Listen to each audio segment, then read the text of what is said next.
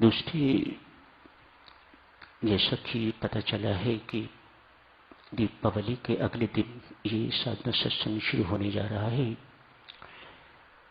अभी ही अपनी टिकटें बुक करवा लीजिएगा, रिजर्वेशन करवा लीजिएगा। मुझे अपनी टिकट रिजर्व करवाने के लिए बहुत कठिनाई पड़ी। Tickets are not available, counters are closed. तो इतना रश है उस तरफ, तो बस से जाइए, किसी भी साधन से पहुंचिएगा। जिनके नाम स्वीकार हो गए हैं उनसे करबद्ध प्रार्थना है कि समय से पूर्व पधारने की कृपा कीजिएगा। धन्यवाद। कल पूर्णिमा थी, महर्षि वाल्मीकि जी का जन्म दिवस। एक महान संत जिनका उपकार संसार कभी भूल नहीं सकेगा। जो रचनाएं इन्होंने रची हैं, कोई एक रामायण नहीं रची, और रामायणें भी रची हैं इन्होंने। बहरहाल जिस रामायण से हम परिचित हैं, वाल्मीकि रामायण, वह सिर्फ हमारी ही नहीं है, दक्षिण भारत की नहीं है। लगभग 300 रामायणें जानी जाती हैं और अनेक देशों में इनका पाठ होता है। राम जैसे चरित्र का वर्णन जिस ढंग से महर्षि वाल्मीकि ने किया है, देवियों सज्जनों, बड़ा अनूठा है, बड़ा अनुपम है, सत्य है, अपने जीवन में उतारने योग्य है। समग्र चरित्र तो प्रभु राम का जीवन में उतारना बसाना अति दुष्कर होगा।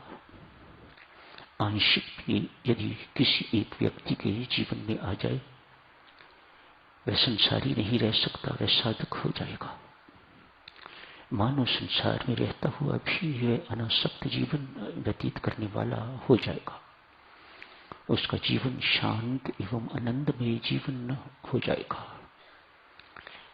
उसको पता लगेगा कि जीवन आदर्श किस प्रकार का होना चाहिए, किस प्रकार से मुझे अपने आप को दिव्य प्रेम से परिपूरित करना है और किस प्रकार मुझे इसे दोनों हाथों से, खुले हाथों से इसे बांटना है। यही था प्रभु राम का चरित्र। जो नीचे थे उन्हें ऊपर उठाया और जो ऊपर थे उन्हें उछाला। ऐसे मंच पर लाके उन्हें खड़ा कर दिया। नीच से नीच को ऐसे मंच पर खड़ा कर दिया कि जिस मंच पर महर्षि वशिष्ठ और प्रभु राम के अपने भाई बैठते हैं। ऐसा अनूठा प्रभु राम का चरित्र। चर्चा चल रही थी साधक्षणों। कल मैं बधाई नहीं दे सका आपको, आज आप सबको मांगलिक दिवस पर बहुत बहुत बधाई देता हूं। शुभकामनाएं, मंगल कामनाएं। चर्चा चल रही थी मन को प्रबोधन की। आपसे अर्ज की गई थी मन की 5 विशेषताएं। सर्वप्रथम चंचल है, अस्थिर। मन चंचल है, हर वक्त अस्थिर रहता है। एक जगह से, एक विचार से, एक स्थान से दूसरे पर जंप करना इसका स्वभाव है। वही 5 विशेषताएं आपकी सेवा में प्रस्तुत की जा रही हैं। मन चंचल है, अस्थिर है, सबका एक जैसा ही है। जब तक किसी ने मेहनत करके साधना से इसे सिधाया नहीं है, तब तक मन इसी प्रकार से बंधन का कारण बना रहेगा। सर्वप्रथम मन चंचल है, मलिन है, इसके अंदर दुर्गुण दोष दुर्विचार भरे पड़े हैं। मन नाम का कोई शरीर में आर्गन तो नहीं है, it is just a bundle of thoughts. संत महात्मा कहते हैं मन नाम की कोई चीज नहीं है, जैसे लिवर है, हार्ट है, आईज है, ईयर है, इत्यादि इत्यादि, ऐसा कोई ऑर्गन बॉडी में नहीं है मन। It is just a bundle of thoughts, इसको मन कहा जाता है। अंतःकरण के जो 4 भाग हैं, अंतःकरण चतुष्ट, उनमें से एक मन भी है। स्वभावता जैसे पानी का स्वभाव है नीचे को बहना, इसे ऊपर चढ़ाना होगा तो आपको कोई यंत्र चाहिए होगा, कोई मोटर लगानी पड़ेगी, पानी ऊपर चढ़ेगा। नहीं तो स्वभावता इसका स्वभाव है नीचे जाने का। मन का भी यही स्वभाव है। अपने दुर्गुणों के कारण, विकारों के कारण, दुर्विचारों के कारण इसका स्वभाव है नीचे की ओर ले जाना। नहीं चाहता कि कोई साधक बने, और हमें भी संसारी रहने में बड़ा आनंद है, दोनों की निभ रही है। मन नहीं चाहता कि तू साधक बन, मन चाहता है तू संसारी ही रह, इसमें बड़ी मौज है।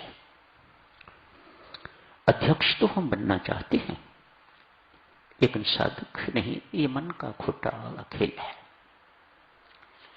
सचिव तो हम बनना चाहते हैं, पोजीशन तो, सत्ता तो हम अपने हाथ में रखना चाहते हैं, हर कोई मेरा कहना माने, हर कोई मेरे अनुसार चले।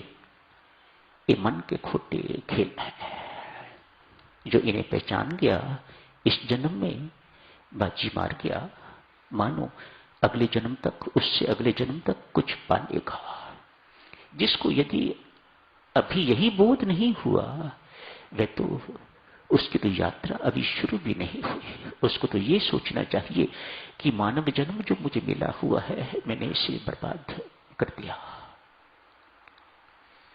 मन मलिन है, नीचे की ओर ले जाने वाला, हर एक को नीचे की ओर ले जाता है। अभी आप जी से अर्ज की, पानी को ऊपर ले जाने के लिए यंत्र चाहिए, तो मन को ऊपर ऊर्ध्वमुखी करने के लिए मंत्र चाहिए। परमेश्वर की कृपा का मंत्र आपके पास है। सदा भूखा मन स्वभाव आपकी सेवा में अर्ज किया जा रहा है, सदा भूखा। इसकी भूख कभी तृप्त नहीं की जा सकती, सदा भूखा रहेगा। इसे और मात्र और ही नहीं, नया नया, बेटर बेटर चाहिए। सदा भूखा मूर्ख है। संत महात्मा कहते हैं चौथा लक्षण है मन का, मूर्ख है, समझता नहीं है। मूर्ख कौन? जो समझता नहीं। पागल है, अंतिम लक्षण पागल। जानता हुआ भी कि ईर्ष्या, द्वेष, घृणा, अभिमान अच्छे नहीं है, उसके बावजूद भी, जानता हुआ कि ये काम गलत है, उसके बावजूद भी बार बार आपसे वही काम करवाता है। ये मन की खोटी चाल, मन का पागलपन। हम सब पर साधुजनों परमेश्वर की कृपा है, गुरु महाराज की कृपा है, शास्त्र की कृपा है। कोई शक नहीं ना किसी को, है ना? परमात्मा की कृपा है, गुरु महाराज की कृपा है। अभी आपने पाठ किए, अमृतवाणी का पाठ किया, भक्ति प्रकाश का पाठ किया, मानो शास्त्र की कृपा भी है।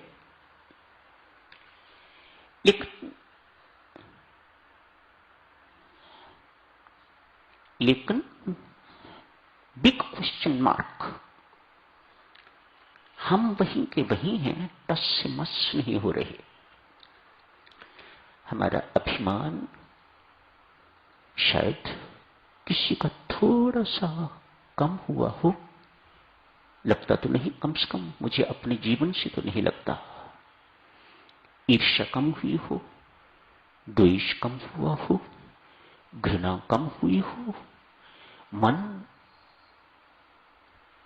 मनोमुखी ना रह के तो गुरुमुखी या ईश्वर उन्मुख बना हो।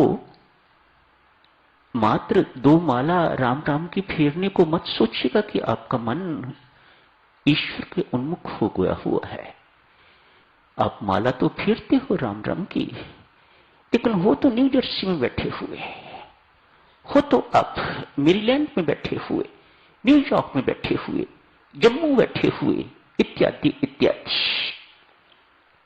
ऐसे मन को ईश्वर उन्मुख मन नहीं कहा जाता, ऐसे मन को गुरुमुख नहीं कहा जाता।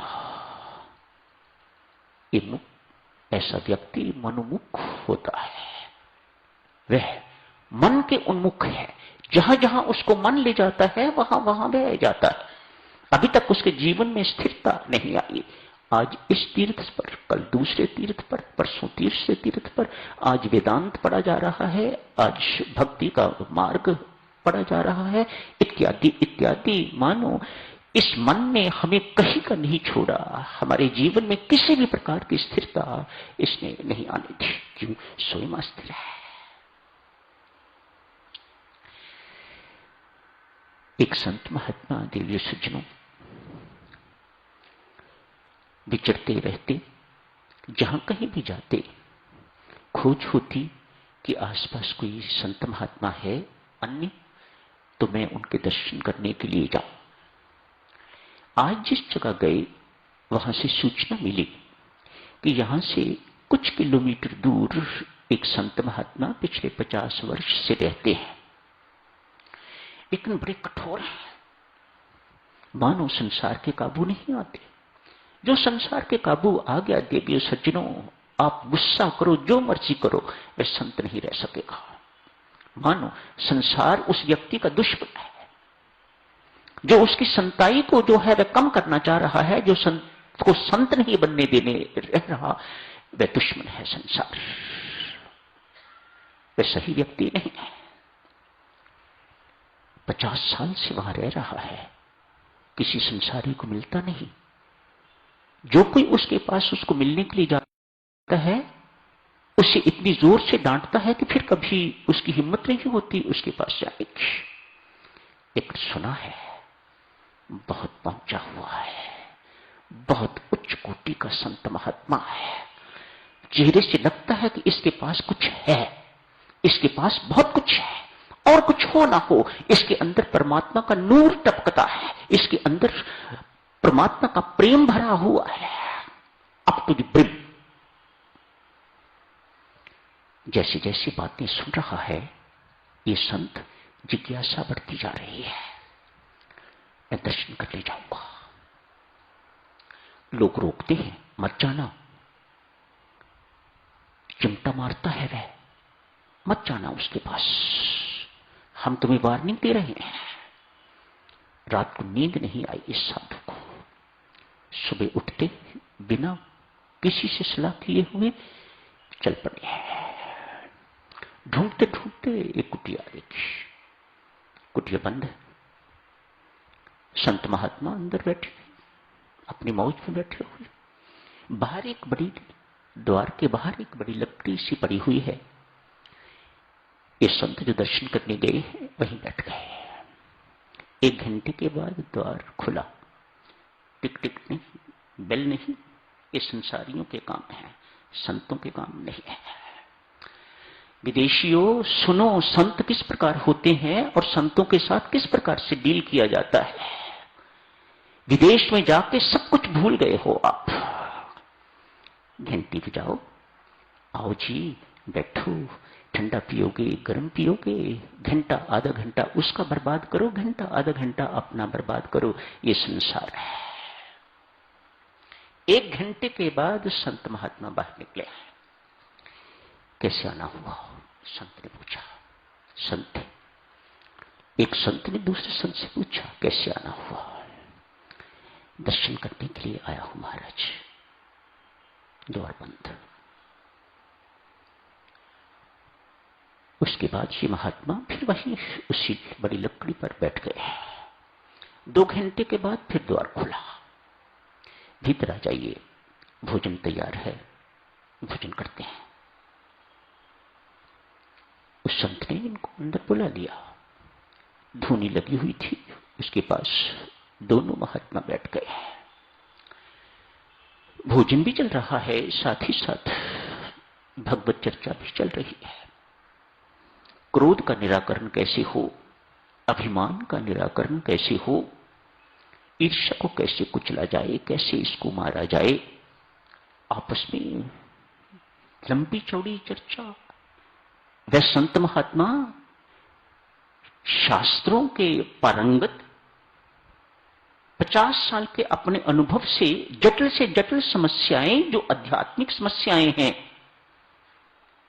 उन पर चर्चा की जा रही है। इनके मन में विचार आया, लोग ऐसे ही डराते थे, ये तो बड़ी उच्च कोटि के महात्मा हैं। संत ने कहा, अब हुआ ना, अब मेहरबानी करके आप प्रस्थान कीजिएगा। आपकी कृपा से हुआ महाराज। इसने कहा, जो कुछ भी हुआ आपकी कृपा से हुआ, आपकी कृपा से होता है तो चिमटा उठा लिया। खबरदार, परमेश्वर की कृपा हुई तो तेरा मेरे पास आगमन हुआ। तू आया, मैंने सोचा परमेश्वर की प्रेरणा से यह व्यक्ति आया था, आया है, वरना मैं तेरे से क्यों बात करता, क्यों अपना समय बर्बाद करता, क्या लगता है तू मेरा? ये संत बता रहे हैं। परमेश्वर की कृपा हुई, तेरा यहां आगमन हुआ, संत का मिलन हुआ। परमेश्वर की कृपा होती है तो संत का मिलन होता है। शास्त्र पर चर्चा हुई तो मानो शास्त्र की कृपा भी हुई। कहा, महाराज बहुत कुछ पाया, बहुत कुछ सुना, अब इजाजत दें, चलता हूं। ऐसी कृपा बनाए रखिएगा। बाह पकड़ी, बैठकर। परमेश्वर की कृपा भी है, संत की कृपा भी है, शास्त्र की कृपा भी है। साधु महात्मा, यदि तेरी अपनी कृपा तेरे ऊपर नहीं है तो सब बेकार जाएगा। यदि तेरे मन की कृपा तेरे ऊपर नहीं है तो सब कुछ बेकार चला जाएगा। सुना हुआ भी बेकार, पढ़ा हुआ भी बेकार, मेरा अनुभव भी बेकार, मेरा समय भी बर्बाद, सब कुछ बर्बाद ही बर्बाद। सिर्फ एक कारण से, वह कारण तेरे ऊपर तेरे मन की कृपा नहीं है। वह इसको अपने जीवन में जो तूने सुना है, जो तूने पढ़ा है, जो तूने सीखा है, उसे वह जीवन में उतारने देता है कि नहीं उतारने देता, इस पर निर्भर करता है। और इसे कहते हैं मन की कृपा, आपकी अपनी कृपा। क्यों कहा जा रहा है आपकी अपनी कृपा? इसलिए क्यों आपने मन के साथ इतना तदात्म कर रखा हुआ है कि आपको लगता है मैं मन हूं, आपको यह लगता ही नहीं है कि मैं आत्मा हूं। जब आत्मा लगेगा मैं आत्मा हूं, फिर मेरी कृपा अपने आप की कृपा का अर्थ और हो जाएगा। इस वक्त आपकी अपनी कृपा का अर्थ है आपके मन की कृपा। 4 कृपाओं को याद रखिएगा, तब साधक बन पाओगे, तब अध्यात्म में आगे बढ़ पाओगे, तब आपकी आत्मिक उन्नति हो पाएगी। तो यही समाप्त करने की इजाजत दीजिएगा।